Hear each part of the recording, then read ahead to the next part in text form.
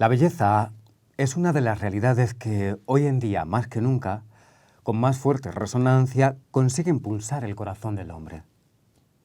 De alguna forma, se ha referido a ello el teólogo suizo Hans Urs von Balthasar al constatar que tras el terrible siglo XX, que nos dejó dos guerras mundiales, campos de concentración y muerte para millones de hombres, y hasta la bomba atómica capaz de destruir la humanidad entera, el hombre ha dejado de confiar en los valores trascendentales de la verdad, al menos como ideología capaz de mejorar el mundo, y la bondad, al menos como fuerza suprema inscrita en el corazón del ser humano. Los arranques del siglo XXI no parecen.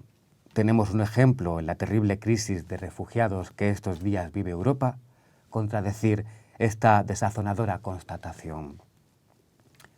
Sin embargo, si echamos una mirada a nuestro alrededor, hay algo capaz de movilizar a muchos seres humanos a través de formas distintas y hasta contradictorias. Visita estos días Madrid el cuadro más caro de la historia. Cientos de miles de ciudadanos acuden a exposiciones museísticas. El mundo de la moda mueve millones de euros en la economía de las naciones. Clínicas de estética, gimnasios, todo ello tiene algo en común: la belleza. Parece que la belleza aún está lo suficientemente viva como para conseguir que volvamos los ojos hacia ella. Y aunque no todo lo que llamamos belleza es belleza, como señalaba el novelista ruso Fyodor Dostoyevsky, la belleza aún puede salvar al hombre. Existen, por supuesto, muchas formas de entender el misterio de la belleza, especialmente si echamos un vistazo al panorama artístico y a la reflexión contemporáneos. Aquí, en esta conferencia, nos vamos a ceñir al modo en que Santo Tomás de Aquino se asoma a este misterio imposible de agotar en una única visión. Sobra decir que la reflexión de Tomás de Aquino respecto al pulcrum, lo bello en la terminología latina, queda enmarcada en las coordenadas de su época, por más que Tomás realice un hermoso ejercicio de síntesis y originalidad con los elementos que llegan hasta su pensamiento. Estos elementos proceden fundamentalmente de la filosofía neoplatónica del pseudo Dionisio, que marcará la reflexión estética de la Edad Media, pero en un esquema nuevo en el que Santo Tomás integra la influencia de Aristóteles. Las propiedades de lo bello. ¿Cuáles son, pues, las propiedades que podemos identificar como constitutivas de las cosas bellas? Ante todo, señalamos que lo bello es algo que captamos previo a cualquier reflexión de sus propiedades. Estas, las que según Santo Tomás vamos a profundizar, son el resultado de un análisis a posteriori, de aquellas cosas que en su realidad concreta y particular nos parecen bellas, aunque después y a partir de esa singularidad hablemos de sus características de un modo generalizado. Y así, ¿qué es lo que hace bello a este ser concreto? ¿En qué se diferencia de los seres que no son bellos? ¿Y en qué conviene con aquellos que lo son? ¿Es la belleza algo añadido al ser de las cosas que llamamos bellas, o más bien se identifica con su ser mismo? Quizás son demasiadas preguntas, pero las tres sencillas propiedades que vamos a seguir nos van a resultar claves para poder introducirnos en el que hemos llamado misterio de la belleza. Y unidas a estas propiedades, descubrir deductivamente otras características de la belleza. Así pues, para Santo Tomás de Aquino, lo bello resulta la fusión ordenada y coherente de tres elementos: integridad, proporción y claridad. Él lo expresa literalmente así: tres cosas se requieren para la belleza. En primer lugar, integridad o perfección, pues las cosas empequeñecidas son por eso mismo feas. Y proporción debida o consonancia. Y también claridad, de donde procede que las cosas que tienen color nítido se digan bellas. Hagamos primero un análisis de los tres elementos mencionados para proceder finalmente a la síntesis de los mismos. En primer lugar, la integridad. La integridad, como propiedad de lo bello, excluye mutilación o defecto. La etimología y la historia nos ayudan a comprender qué se quiere decir con este concepto. Por un lado, se advierte un sentido excluyente. Lo íntegro es lo que no tiene defectos. No carece de ninguna de las partes que le competen. Está exento de mutilaciones. Además, en un sentido positivo, implica perfección, en cuanto perfección es aquello a lo que nada le falta de lo que debe tener según su propia naturaleza. El aspecto negativo y positivo de esta integridad se complementan. Hay que tener presente que esta integridad, tomada aisladamente, por sí misma no dice mucho de lo que hace bello a algo. No basta tener 2 ojos para que un rostro sea bello. Sin embargo, tampoco nos parecerá bello del todo un rostro al que le falta un ojo. Y si acudimos al ejemplo en el ámbito de las obras de arte, en el que frecuentemente podemos encontrar obras mutiladas, cuando no simplemente fragmentos, cabe hablar de belleza si su carácter incompleto o fragmentado no impide a la mirada contemplar lo que resta, o al menos intuir la vida del conjunto en una nueva libertad y vida. La parte imperfecta apunta al resto y es, en cierto modo, el testimonio que clama por una presencia de la que en su fragmentariedad da cuenta, quedando su belleza al menos sugerida. Afín a esta cualidad primera de la integridad, hay un elemento procedente de la tradición aristotélica de la que participa Tomás y que vamos a denominar grandeza. Aunque en alguna ocasión se toma esta grandeza o magnitud en un sentido cuantitativo, como si, al igual que hace Aristóteles, se dijera que las cosas grandes son más bellas que las pequeñas, lo cierto es que esta magnitud puede tener otro sentido, un sentido que apunta y podríamos traducir como plenitud. Hay belleza allí donde algo tiene íntegro, acabado, y en el mayor de los grados en que ello es posible, aquello que le es propio, donde algo ha alcanzado la plenitud de su ser. Se trata de una plenitud que desborda, aun cuando la plenitud aisladamente en sí misma no es razón suficiente de belleza. Integridad y magnitud nos hablan de la presencia en la cosa que llamamos bella del máximo de ideal, según su especie. Como cuando, por ejemplo, decimos que una mujer desborda feminidad, o un hombre masculinidad, o una estrella luminosidad, o decimos o pronunciamos la palabra magnificencia ante un edificio. Finalmente, el sentido de la integridad se ultima en el pensamiento aquiniano con el recurso a la perfección, término al que el mismo Tomás asocia el de integridad. Es íntegro aquello que es perfecto. Perfecto, según la terminología latina, quiere decir acabado, llevado a su término, en la plenitud de lo que es. Imperfecto, por tanto, aplicado a una escultura o pintura, lo que quiere expresar es que no está acabado en lo que de sí puede llegar a ser. Extraigamos finalmente una conclusión. La integridad, junto con la perfección y la magnitud que van unidas a ella, nos muestra que los elementos de lo que llamamos bello no se sitúan en la periferia del ser, sino que apuntan a su interior.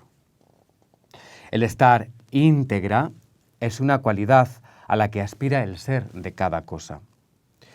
Estar íntegro, así como estar acabado, perfecto, y poseer plenitud de sí en ideal máximo, son, en todo caso, menos accidentales que estar fragmentado o mutilado o inacabado o imperfecto, así como falto de plenitud. La integridad, como propiedad de las cosas bellas, nos dice que la belleza no es un añadido a las cosas, un adorno posterior, exterior o accidental, sino algo profundamente arraigado en la realidad de los seres y cosas que llamamos bellas. La segunda cualidad que vamos a profundizar es la de proporción. Para profundizar en el sentido de este nuevo elemento, la proporción, vamos a remontarnos a Pitágoras. En uno de sus fragmentos conservados señala que el orden y la proporción son bellas y útiles, mientras que el desorden y la desproporción son inútiles y feos. Hasta aquí la cita. Algo incluso más importante que la integridad es, en efecto, la proporción. La proporción tiene aplicación en el orden matemático. Expresa la relación entre dos razones que, sin ser iguales, tienen cierta conveniencia. Aplicado a las cosas, se dice de la relación entre dos o más seres o entre las partes de un ser cuando, no obstante las diferencias, convienen en algo. Y más concretamente, aplicado a la belleza, la proporción nos habla de la relación que se establece entre las partes de una realidad que llamamos bella. Se trata de un determinado orden, una correspondencia que puede tener una razón matemática o aritmética como fundamento, como un principio o un criterio que organiza la distribución de las partes, los volúmenes, la perspectiva, los contrastes de color. En una escultura, por ejemplo, la proporción puede tratarse de un principio matemático que regula las dimensiones de una mano en relación a la estatura total o el tamaño de la cabeza. En un cuadro puede tratarse de un principio aritmético que marca la perspectiva, el tamaño de las diferentes figuras representadas según su proximidad o lejanía respecto al espectador, a fin de conseguir equilibrio o simetría o profundidad o cualquier otro efecto expresivo que se quiera plasmar o transmitir al que contempla. También en las cosas del ámbito de la naturaleza que llamamos bellas, una flor, por ejemplo, o una sencilla hoja, existe la proporción como elemento constitutivo de esa que llamamos su belleza. Los estudios matemáticos nos revelan cómo, por ejemplo, algunas plantas crecen siguiendo una dimensión matemática, una espiral regida por principios matemáticos más o menos deductibles. Igualmente, en numerosas flores y animales hay una asimetría entre sus componentes, sus colores, etc. De este modo, vemos que la proporción es un elemento fundamental de lo que consideramos bello, desde el nivel más natural al nivel artístico más elaborado y complejo. Así fue considerado históricamente hasta llegar a Santo Tomás. En efecto, el concepto de proporción pasó de Pitágoras a Aristóteles, quien lo entiende como, citamos, conmesuración de las partes de un ser.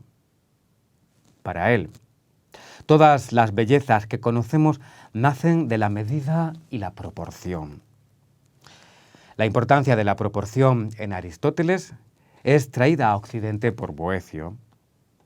A Boecio se deben las definiciones corrientes de proporción, cierta sistematización de la misma y múltiples aplicaciones a los entes concretos, convencido como estaba de que Dios había hecho las cosas conforme a exactas proporciones y medidas.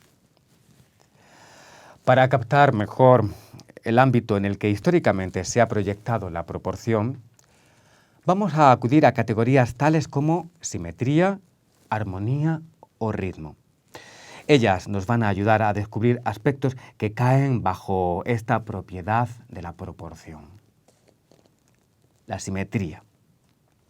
La simetría da intuibilidad al compuesto.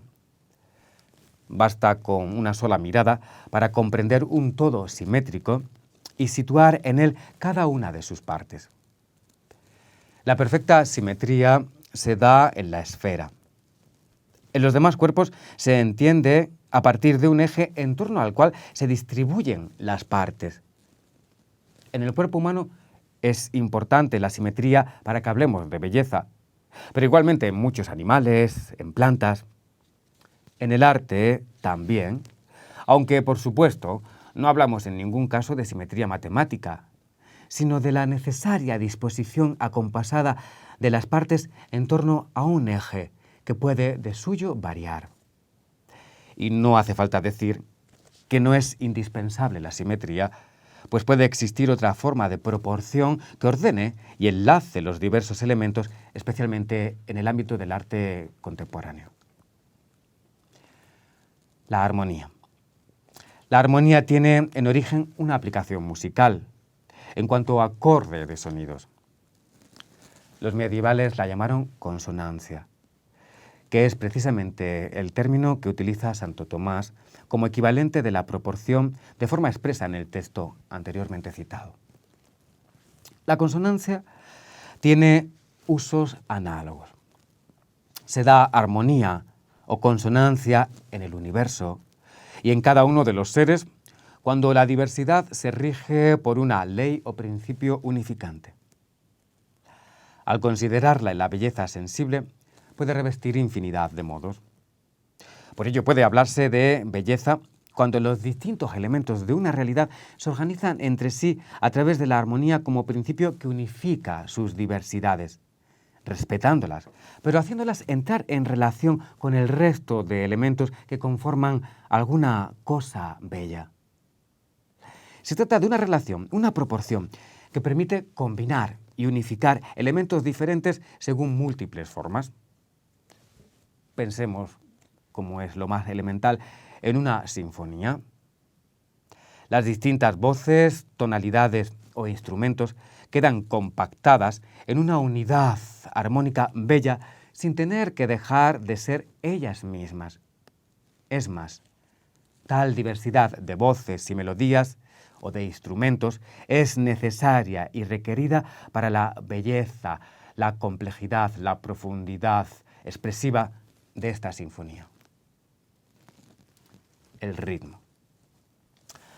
El último elemento asociado a la proporción es el ritmo. Movimiento ordenado en la sucesión de sonidos con unidad de tiempo y diversa acentuación. Digamos que no solo tiene aplicación en música, sino en todas las artes, especialmente en la poesía. Hablamos del ritmo de un poema, pero también de una película o del ritmo en la sucesión de elementos arquitectónicos de un edificio, etc. El ritmo es, para las cosas bellas, dinámicas, lo que la simetría es para las estáticas. Incorporación a un eje con medida de las partes que se suceden. También el concepto de ritmo tiene aplicación universal. Todos los seres cósmicos se designan filosóficamente como seres móviles que constan de materia y de forma. Por lo tanto, nada escapa al movimiento ni al ritmo. El tiempo, los astros, plantas y animales, la historia, nuestra vida, por ejemplo. De ahí su importancia como elemento constitutivo de la proporción y, por ende, de la belleza. Vistos estos conceptos que les son afines, concluimos que la proporción nos habla también de la manera en que la belleza radica en el ser de las cosas. La proporción nos pone de relieve la belleza de las cosas no como algo añadido a ella, ni como una parte más posterior a su ser mismo, sino como un elemento que acompaña esencialmente la manera en que las cosas son, porque sus elementos se relacionan internamente con ritmo, armonía. La proporción nos habla de la manera de ser de las cosas bellas en cuanto que son lo que son desde la pluralidad de sus elementos internamente organizados, de tal modo que consiguen transmitir algo más que dispersión o caos o amasijo. Todo cuanto es conlleva relaciones de proporción. Está constituido por los elementos que lo configuran, los cuales se dan en relaciones, ser y esencia, materia y forma, acto y potencia, medios y fin. Todas estas categorías aristotélicas. La proporción nos desvela la dimensión más profunda de lo bello. Quizá por ello, para que lo podamos apreciar a través de un ejemplo subcontrario, lo desproporcionado es uno de los atributos más evidentes de lo feo, lo horrible y hasta lo monstruoso. Hablamos, por ejemplo, de la desproporción del mal, de la desproporción de una tragedia, de un sonido desproporcionado. En su obra de juventud, el comentario a las sentencias de Pedro Lombardo, ya señalaba Tomás de Aquino, de forma menos sistemática y, en cierto modo, más espontánea y cercana a la singularidad de las cosas, que, cito, llamamos bellos a los hombres que tienen sus miembros proporcionados y el color resplandeciente. Lo cual, finalizamos, hay que decirlo, no quiere decir que el arte no utilice la desproporción en orden a otras finalidades. En este sentido, hemos de tener muy presente, aunque con esta consideración nos desviemos un poco del pensamiento del mismo Tomás de Aquino, que el arte no siempre busca lo bello. Arte y belleza en la actualidad no van unidos siempre. Por el contrario, una obra de arte, un artista puede buscar simplemente expresar, conmover, espantar, causar extrañeza, mediante el recurso consciente a la desproporción o a lo feo. Sería, en todo caso, una desproporción, en cierto modo, medida, calculada, en orden a una finalidad expresiva o conmocionante. Ello, sin embargo, nos hace ver precisamente la importancia que tiene la proporción como elemento de la belleza, en la medida en que cuando se quiere realizar algo no bello, lo primero que se radica es la proporción de la obra artística. Y es que mediante la proporción, en efecto, el ser de las cosas bellas, se manifiesta como una belleza que no es sobrevenida, sino que radica en él y se irradia desde su misma constitución interna. Mediante la proporción, lo que ocurre es que el ser mismo puede ser percibido, intuido, de un modo agradable. Ya no dice carencia de defectos o magnitud, grandeza, sino aptitud y disposición para ser contemplado. Por un lado, incluye, muy propio del ser de las cosas, unidad constitutiva en la variedad.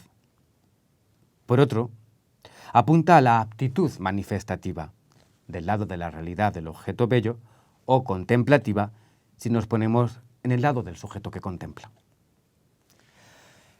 Es importante llamar la atención sobre este aspecto de la proporción que nos habla de la unidad en el ser de la cosa bella.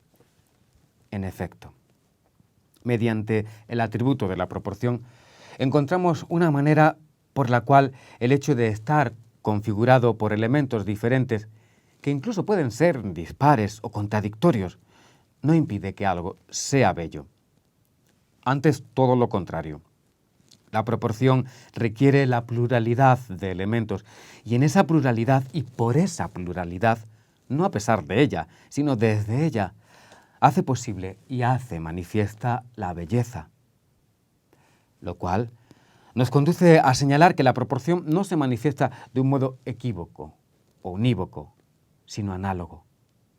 Es decir, las formas de esa proporción ni se ajustan a un único modelo o patrón de organizar interiormente los elementos que configuran lo bello, sea natural o artístico, ni nos deja perdernos en una equivocidad o anarquía de modos de organizarse los elementos de un ser, que haría imposible llamarlo bello.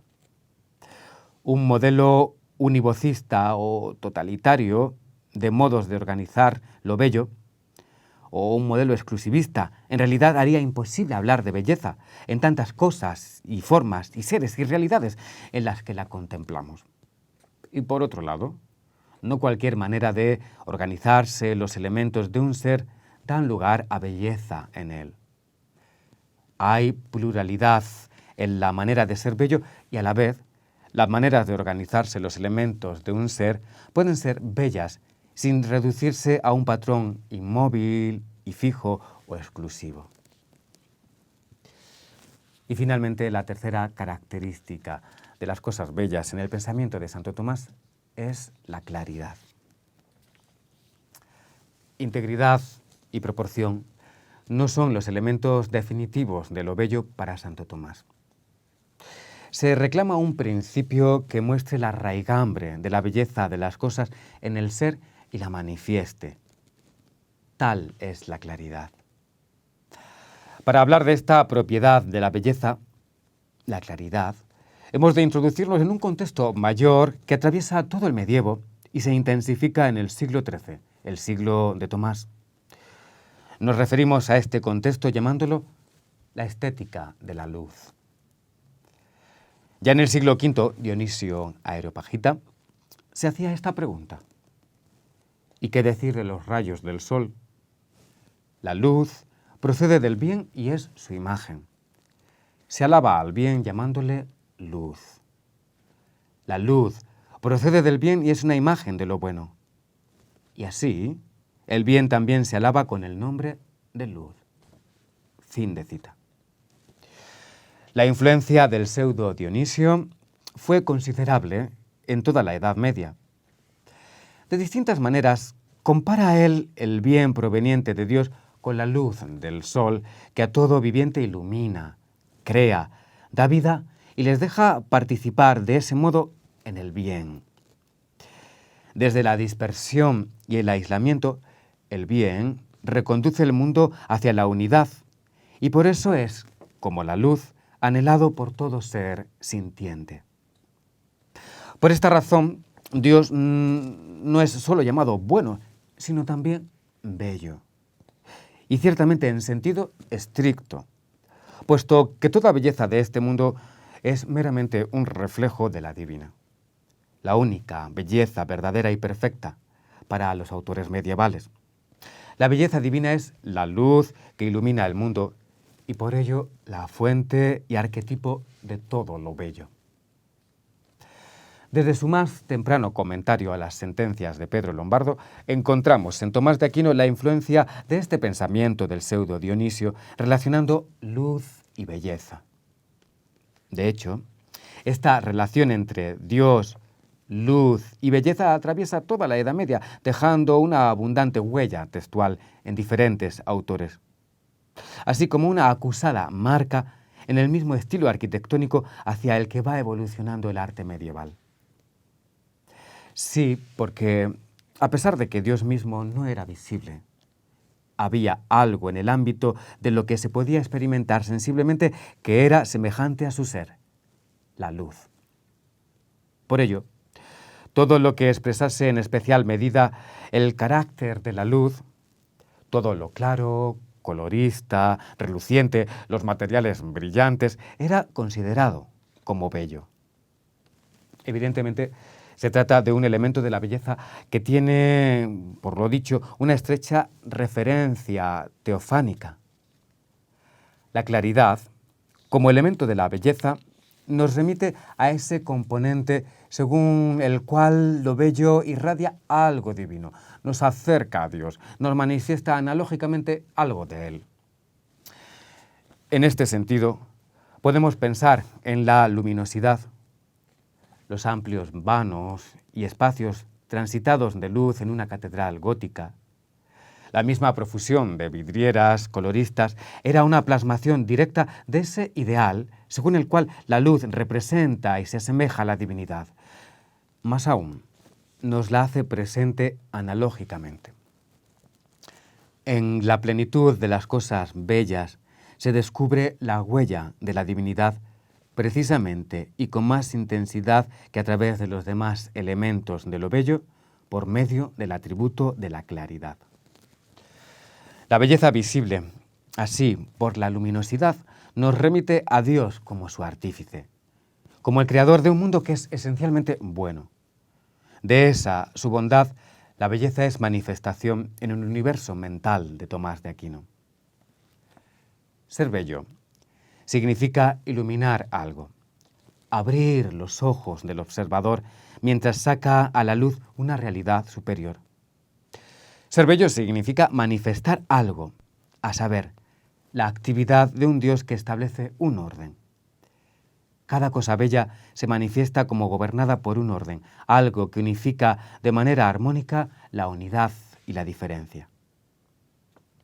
Así, Tomás de Aquino se inserta en la estela medieval según la cual el mundo es entendido como una única y gran luz compuesta de muchas lámparas. Las catedrales, como hemos dicho, se convertían, como antes lo habían hecho las iglesias bizantinas, aunque sin su materialismo, en el símbolo del reino de los cielos. La claridad pone la belleza a la vez en el ámbito del ser de las cosas y de la divinidad. Acudir a los diversos sentidos que se han ido acumulando en un proceso de sedimentación nos ayudará a comprender mejor la claridad como tercer atributo de las cosas bellas. En un primer nivel, la claridad se entiende en relación con el sentido de la vista. Solo en la claridad es posible la visión. Lo bello es aquello que fascina por el color y que en el color se manifiesta. En las piedras preciosas, en el mundo de las flores, en el cielo, en el mar, en un atardecer. Hay un estrato de belleza que radica en el color que seduce, expresa sentidos, provoca emociones y agrada físicamente. Pero un segundo nivel de la claridad nos lleva al ámbito del entendimiento. Entender es, en este sentido, análogo a ver. Penetramos en el sentido de las cosas y las ideas mediante la evidencia, que distingue, disipa la confusión y hace posible la presencia de la realidad bella de manera adecuada en nuestra mente. Siguiendo la tradición aristotélica, los escolásticos admiten en la inteligencia del hombre una potencia iluminadora mediante la cual los objetos que conocemos pasan de los sentidos al intelecto y de su potencialidad para ser conocidos a su plenitud de realidades conocidas por el hombre. A esta potencia la llamaron entendimiento agente. Esta potencia nos hace posible pasar a reconocer lo captado por los sentidos como algo bello a la luz de nuestro entendimiento. De este modo, la claridad no se refiere ya a una cualidad física de la luz, sino que nos habla de la capacidad de algo para hacerse comprensible al entendimiento humano. Y es que, con palabras del mismo Tomás de Aquino, la claridad es la fuerza de manifestación de las cosas, lo cual nos permite subrayar que la claridad como elemento de la belleza no es algo que incida desde fuera y es reflejado por colores, superficies y materiales bellos, sino que es, sobre todo, algo que brota de la misma entraña de las cosas bellas, no como luz física, sino como esplendor de su ser concreto. Es irradiación y es, en el fondo, comunicación. Además de esa luz mediterránea a la que Tomás estaba acostumbrado y que permite afirmar en su comentario al libro de Job que entre todas las cosas corpóreas no hay ninguna comparable con la belleza de los rayos del sol, está la belleza intelectual que capta el intelecto humano. Esta belleza de la que hablamos no es algo que nazca del interior del hombre que contempla una obra artística o una cosa bella. No se trata de mera percepción subjetiva, sino que reside en las mismas cosas que llamamos bellas. ¿Cómo? ¿De qué manera hablamos de luminosidad que brota de las cosas bellas? Pues a través de la forma que las constituye. La forma es lo que hace a cada cosa ser lo que es, lo que la constituye y configura en su manera de ser específica. Es lo que da entidad e identidad a una cosa y, por tanto, inteligibilidad de cara al ser humano. De algún modo, conocemos qué es algo cuando conocemos su forma. Por lo tanto, la forma es principio de la claridad a hacer las cosas inteligibles. Desde un punto de vista teológico, esa forma es dada por Dios a cada cosa. De ese modo, el ser de las cosas bellas deriva de la belleza divina. La claridad es manifestación de la forma dada por Dios. En este sentido, la claridad es comunicabilidad de una forma bellamente dada. San Alberto Magno, el maestro de Santo Tomás, había afirmado que la razón de lo bello consiste en el esplendor de la forma sobre las partes proporcionadas de la materia o sobre las diversas fuerzas y acciones. Lo que el Aquinate corrobora diciendo que cada ser es bueno y bello por su propia forma. Así, finalmente, señalamos que la claridad comprende los elementos anteriormente analizados de la integridad y la proporción en cuanto que los supone, y se convierte en la manifestación de ellos mismos, como en la luz que emana de ellos mismos y que la inteligencia del hombre capta y reconoce como hermosos. La claridad es la belleza manifiesta de la forma sustancial, por la que cada cosa es lo que es en su propio modo de ser. Y también la claridad manifiesta la forma accidental, entendiendo por ello la manera en la que los diversos elementos de algo bello se unifican internamente entre ellos. Y analizados los elementos que constituyen lo bello, concluimos haciendo una síntesis de estos mismos elementos de las cosas bellas o hermosas. Integridad, proporción y claridad no son elementos dispersos e incoherentes en la belleza de las cosas que nos fascinan. Son más bien estratos, niveles que se envuelven y están mutuamente implicados. Unos radican en otros. De dentro hacia afuera, la integridad es soporte de la proporción y esta, a su vez, de la claridad. Podemos hacer también el recorrido desde la manifestación de la belleza hacia su interior. Y así descubrimos que la claridad o esplendor manifiestan y comunican la proporción y esta, la proporción, a su vez, da sentido a la integridad de las cosas que llamamos bellas. Estos tres elementos se distinguen, pero no se dan separados.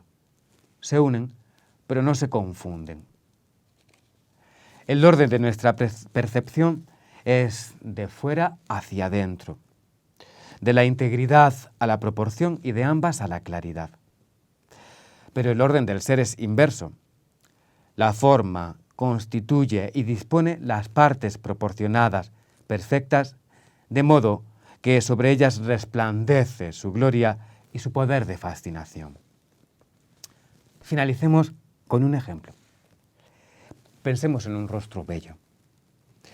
Si atendemos al modo en que descubrimos y contemplamos su belleza, aunque no seamos conscientes ni se trate de un proceso reflexivo, sino, como hemos señalado al principio, espontáneo, pues la belleza atrae, fascina, habla, comunica y seduce desde su en sí y por ella misma, lo primero que salta a la vista es la integridad del mismo, de este rostro, en el que está todo lo que ha de estar en cuanto a un rostro se refiere: ojos, pómulos, boca.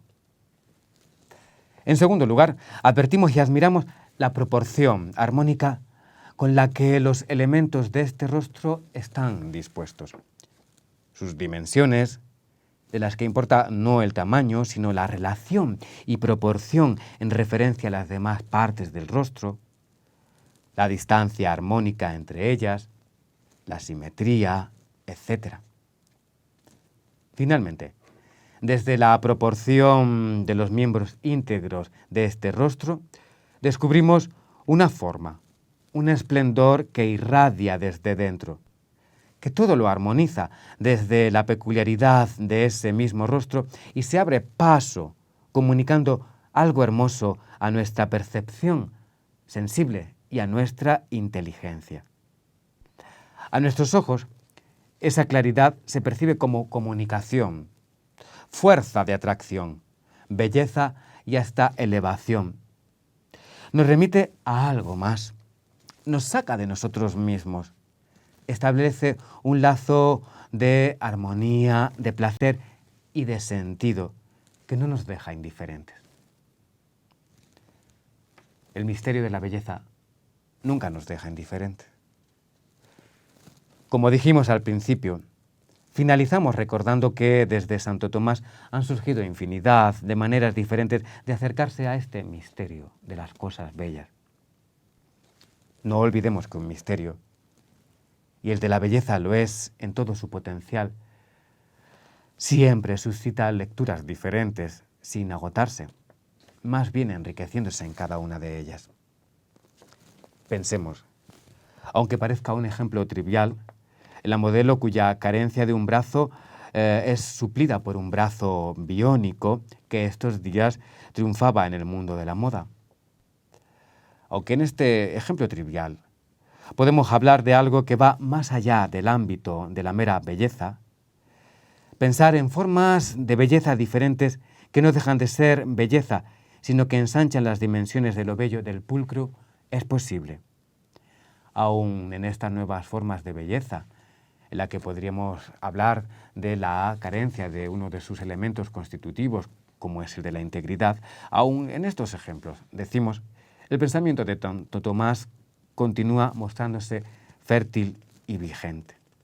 En todo caso, lo importante es quedar impelidos a adentrarse en el misterio de la belleza, con ojos nuevos, así como dejarse mover desde el corazón y desde nuestra inteligencia por la belleza, que para Tomás de Aquino es siempre una puerta hacia el misterio de Dios.